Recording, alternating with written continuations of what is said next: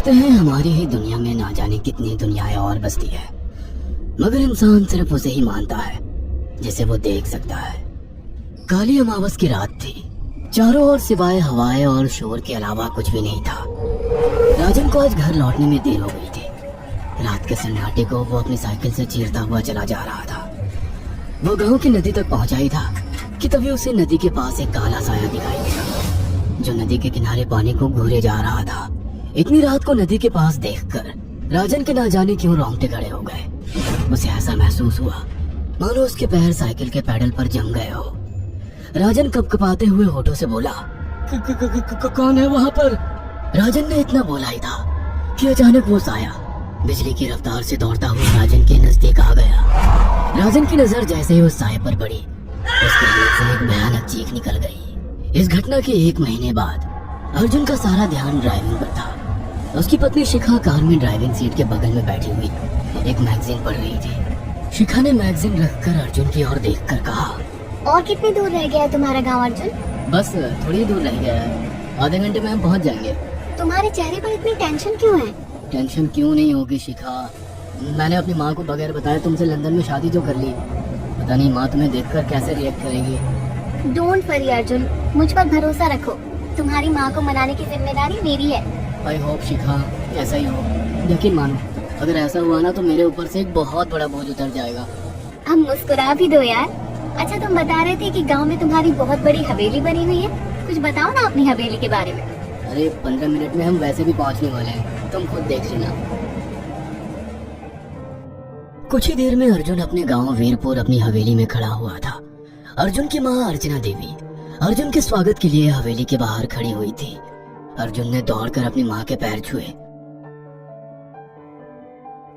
और डरते हुए बोला, ये शिखा है माँ, मेरी पत्नी। हम दोनों ने लंदन में शादी कर ली।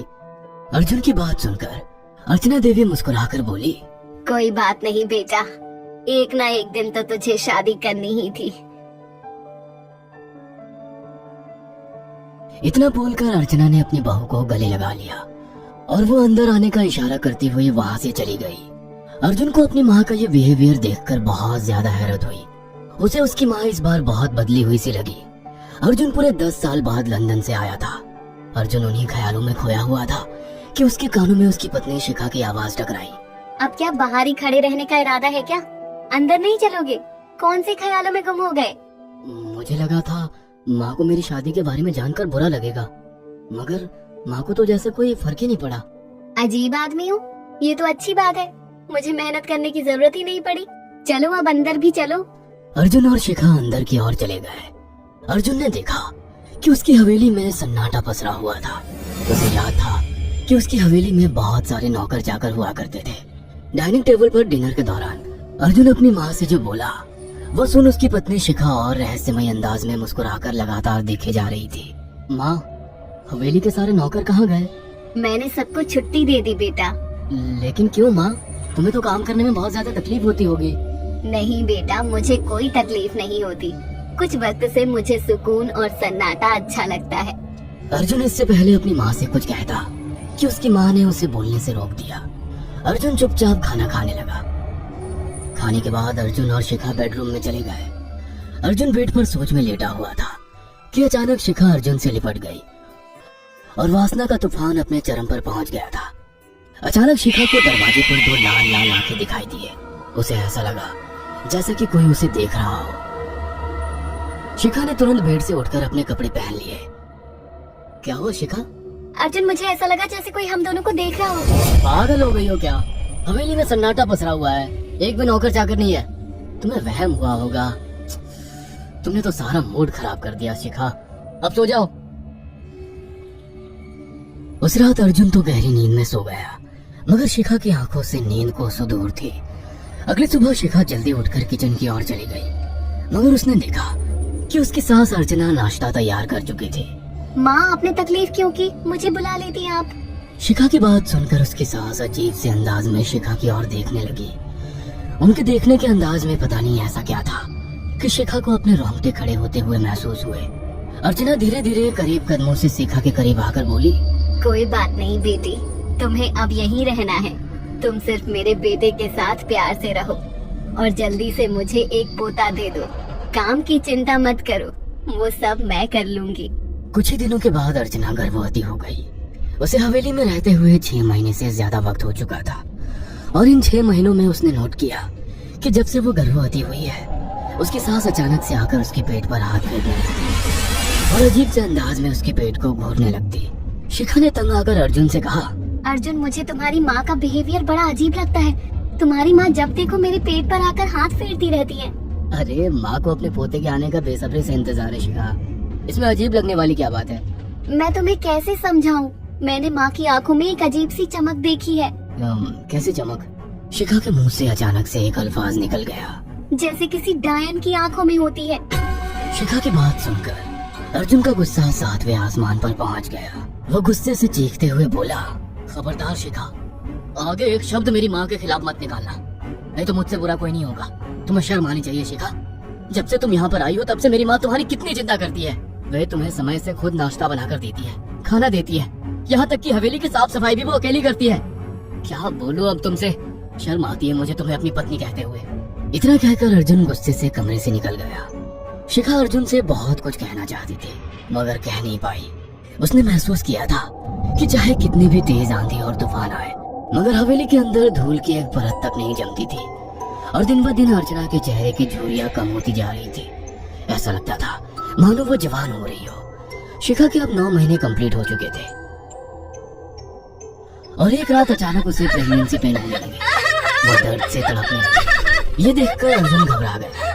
वो दौड़ा दौड़ा माँ को बुलाकर लाया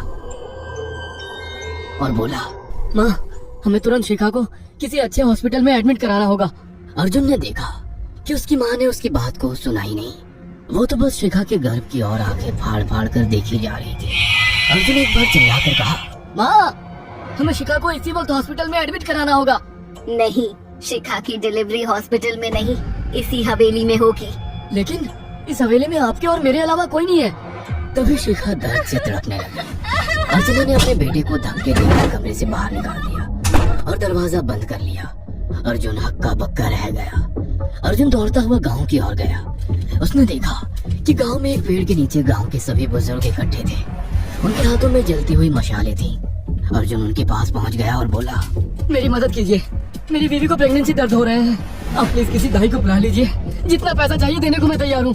तभी उसके कानों में गांव के सरपंच की आवाज टकराई, बेवकूफ लड़के, तू अपनी बीवी को एक डायन के यहाँ पर मरने के लिए छोड़ आया।